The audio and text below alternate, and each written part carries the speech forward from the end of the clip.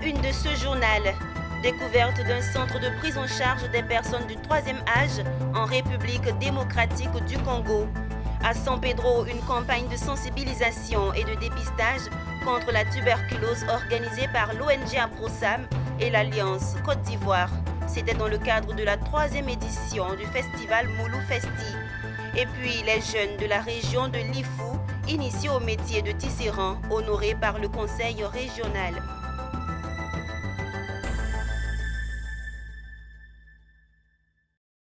Bienvenue Madame, Monsieur, vous suivez le journal sur Business 24 Africa. Débutons cette édition en nous rendant en République démocratique du Congo. La vieillesse, l'une des étapes normales de la vie d'un homme sur Terre, n'est toujours pas des plus reposantes pour des personnes âgées. Faute d'avoir des moyens pour assurer ses vieux jours ou de bénéficier du soutien de ses proches. Ce n'est toujours pas évident de voir des centres d'aide à la pointe de l'accueil et à la prise en charge. En République démocratique du Congo, dans la banlieue de Kinshasa, par contre, une initiative fait office d'exemple sur le continent africain. Il s'agit de la résidence médicalisée RedMed Plus, un centre moderne de prise en charge des personnes du troisième âge dont la réputation a traversé les frontières de la République démocratique du Congo. Nous vous invitons à le découvrir avec Pierre Tebeu. Du rêve à la réalité, c'est ce bâtiment que l'on aperçoit sur cette colline en bordure de la principale route menant vers le Congo central. La résidence médicalisée ResMed n'a pas volé son nom. Charmant et romantique à la fois, l'endroit héberge différents services de santé. Nous avons différents services, commençons d'abord par l'accueil où vous trouvez la pharmacie. Nous avons la réception avec le service de nursing. Nous avons un laboratoire équipé avec tous les appareils ultramodernes qui vous donnent des résultats à la minute. Et même encore, c'est des appareils où, aussitôt on a fini de travail par le laborantin, ces résultats sont déjà transmis chez le médecin. Il les voit sur un écran et en attendant qu'on lui amène les durs. Vous avez aussi la salle ou le bloc opératoire où on peut faire même jusqu'à la grande chirurgie. Et vous avez le bloc imagerie. Dans l'imagerie, vous avez l'électrocardiogramme, ce qu'on appelle ECG, et puis vous avez aussi les échographies Doppler. Le paisible silence agrémenté par les va-et-vient des médecins indique que les lieux n'ont pas été choisis au hasard. C'est une résidence médicalisée pour personnes du bel âge, ça veut dire 65 ans et plus. La mission principale, c'est la surveillance médicale. Nous assurons cette surveillance médicale 24 heures sur 24 avec une équipe de médecins professionnels et des infirmiers et laborantins qui sont ici tous les jours et 24 heures sur 24. La santé étant l'affaire de tous, Gilbert Sibangou, initiateur du projet qui a pris corps aujourd'hui, ne dédaigne pas l'apport de l'État congolais. Son entreprise reste ouverte aux partenaires externes et internes. Le charme du décor est de nature à remonter le moral des patients grâce à l'affection et à la bienveillance retrouvée de la résidence médicalisée, offrant aussi des hébergements aux médecins et infirmiers visiteurs toutes les commodités. Une structure sanitaire innovante fondée par des efforts et des sacrifices personnels sans aucun soutien financier, sinon des crédits bancaires avec hypothèque.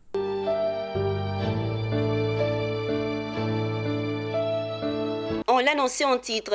La tuberculose reste une maladie mortelle malgré les efforts consentis pour la contrer. L'une des raisons est que plus de la moitié des personnes atteintes de tuberculose ne sont pas déclarées. À San Pedro, 2 ONG ont pris le taureau par les cornes. L'ONG APROSAM et Alliance Côte d'Ivoire ont organisé une campagne de sensibilisation, de dépistage multimaladies avec porte d'entrée la tuberculose. C'était à l'occasion de la 3e édition du festival dénommé Moulou Festi. Abel Kwao dans un récit de Nadia Eounou.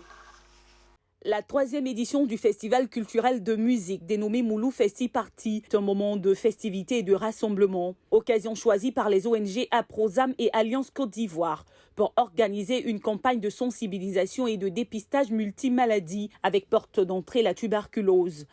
Pour ces deux organisations non gouvernementales, il y a urgence dans le dépistage. Selon elle, en 2016, le nombre de personnes atteintes de tuberculose était estimé à 10,4 millions, mais seulement 6,3 millions, soit 61%, ont été dépistées et mises sous traitement. De plus, selon l'OMS, en 2017, 13% des patients tuberculeux sont co-infectés par le VIH et la plupart sont originaires d'Afrique. Quant à la Côte d'Ivoire, elle se classe parmi les pays africains affichant le taux de VIH de tuberculose les plus élevés et ayant un fardeau pour la tuberculose. L'action a permis de renforcer les actions de mobilisation sociale de la population à travers cette campagne. Mobiliser et impliquer les pouvoirs publics et les communautés dans la lutte contre la tuberculose. Sensibiliser, emmener des idées, activités de dépistage actives de la tuberculose, du VIH, du diabète, de l'hypertension, de plus de 1000 personnes sur 4 jours dans la communauté. On a décidé de se rapprocher de la population pour faire le dépistage de ces différentes maladies-là et pour pouvoir aussi leur donner le traitement qu'ils suivent. L'ONG Aprosam, en collaboration avec Alliance Côte d'Ivoire, sous un financement du Fonds mondial, profite donc du fait que beaucoup de personnes vont venir à ce festival-là pour venir sensibiliser la population sur les maladies VIH-Sida, tuberculose, coronavirus, hypertension artérielle et diabète et les autres cancers, mais aussi profiter pour faire la prise en charge gratuite de ces maladies dont on vient de parler. Alors on a décidé ensemble de mener ce combat parce que notre but premier, c'est d'éradiquer la tuberculose de ce pays. Donc nous faisons chemin ensemble et nous espérons que les choses vont bien se passer. Cette action des ONG Aprosam et Alliance Côte d'Ivoire s'inscrit dans le cadre d'un projet où 10 ambassadeurs de bonne volonté pour la lutte contre la tuberculose ont été identifiés. Dans son plan d'action annuel, des activités de communication et de plaidoyer avec des ambassadeurs doivent être menées. Ainsi, à l'occasion du festival annuel dénommé Moulou Festi, 3e édition à San Pedro, Alliance Côte d'Ivoire en collaboration avec Aprosam ont été sollicités comme partenaires pour accompagner l'ambassadeur Moulou Coucou DJ sur les aspects humanitaires. Mon président Didier Touba. Après des mois de formation pratique et théorique au métier de tisserand, 22 jeunes issus des 4 départements de la région de Lifou se sont dit prêts à pratiquer ce métier. Ils étaient à l'honneur à l'occasion de la cérémonie marquant la fin du stage d'immersion. La cérémonie s'est déroulée dans le village de Bomizambo, dans la commune de Tiébissou, en présence du conseil régional, initiateur du programme d'apprentissage. C'est un reportage signé Valentin Kra, commenté par Walter Kofi. Venus des 4 coins de la région de Lifou, dans le centre-ouest de la Côte d'Ivoire, ces jeunes formés au métier de tisserand sont prêts à s'insérer dans le tissu socio-professionnel. Une immersion rendue possible grâce au Conseil régional de Lifou, initiateur d'un programme de formation au métier de tisserand. Le programme a débuté par une formation théorique sur les bases du tissage à Daoukro. Les apprenants ont ensuite bénéficié d'un stage pratique auprès des maîtres artisans rompus au tissage du pan baoulé. Les grandes lignes ont été installées, les réflexes ont été installés au niveau de ces apprenants-là durant 10 jours. Un certain nombre de réflexes ont été bien élaborés. Et depuis que nous sommes arrivés, je dirais que vraiment il y a eu vraiment une amélioration parce que nous avons passé vraiment un bon temps à travailler. Le président du conseil régional de Lifou, Traoré Adam Kolia, et son équipe entendent faire de ces jeunes des artisans. Il a mis l'accent sur l'engagement du conseil régional de Lifou à s'investir davantage dans le capital humain et à travers des programmes d'autonomisation des jeunes et des femmes. La région de Lifou, naguère, était une région prospère. Donc aujourd'hui, c'est une région qui cherche à retrouver ses marques, surtout dans le domaine de l'employabilité des jeunes. Et en tant que premier responsable au niveau local du développement, nous pouvions assister à cela impuissant. Nous essayons donc, à travers notre programme d'ensemble, d'initier des projets dans celui-ci qui permettront à nos jeunes d'apprendre un métier. Cette rencontre s'est achevée par des échanges de dons des premiers résultats des travaux des jeunes apprenants qui ont été remis aux personnalités présentes. Le collège catholique Kirman d'Abengourou a récompensé ses meilleurs élèves dans le cadre de ses activités scolaires au sein de son établissement. La cérémonie a été l'occasion pour les anciens du collège de faire don d'environ 400 livres afin d'équiper la bibliothèque de l'établissement. Le récit de Walter Kofi.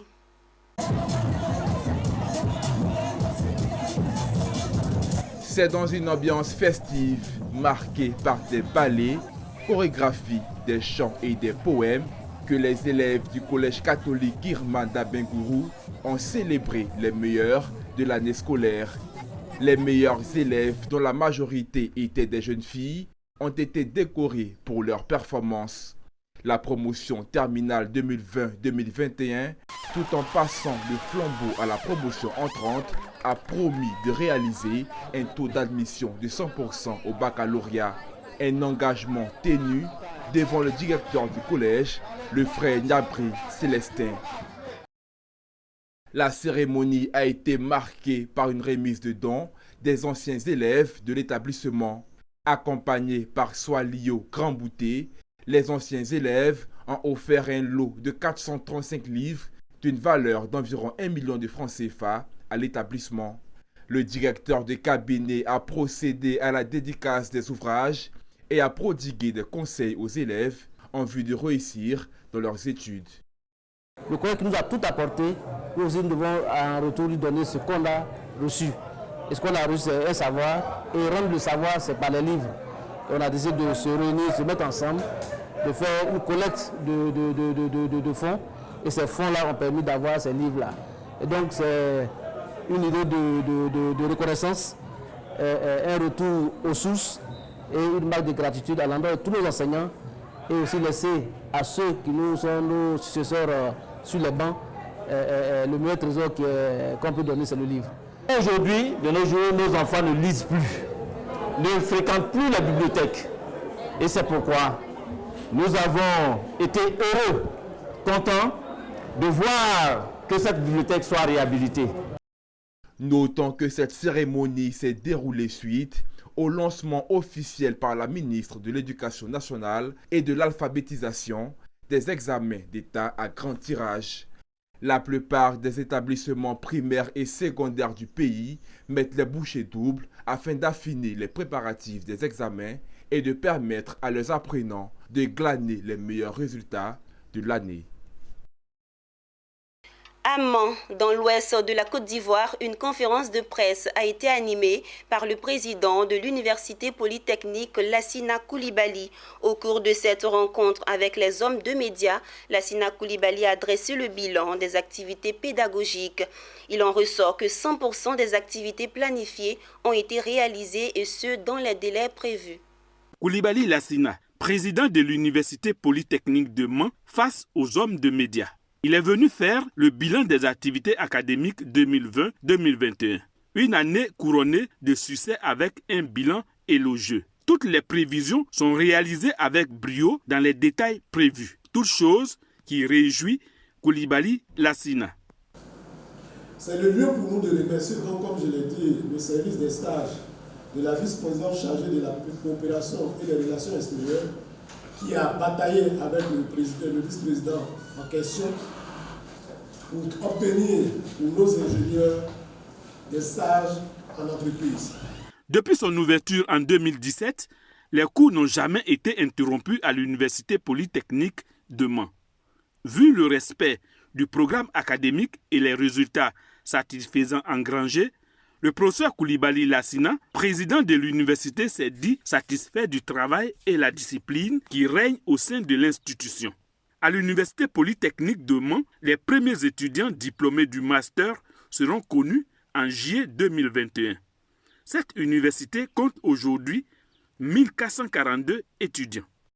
C'était un reportage signé Théodore Kanga.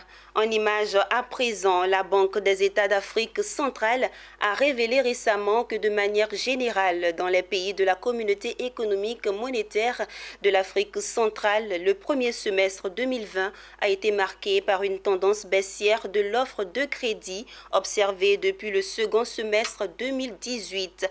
Le montant total des nouveaux prêts mis en place au cours de ce semestre s'est situé à 3,9 milliards de francs CFA, en baisse de 17,98% par rapport à celui du semestre précédent qui était de 3 668 milliards de francs CFA, en diminution de 20,78% par rapport au premier semestre 2019. C'est sur cette note que nous mettons fin à cette édition. Merci de nous avoir suivis. Bonne suite de programmes sur Business 24 Africa.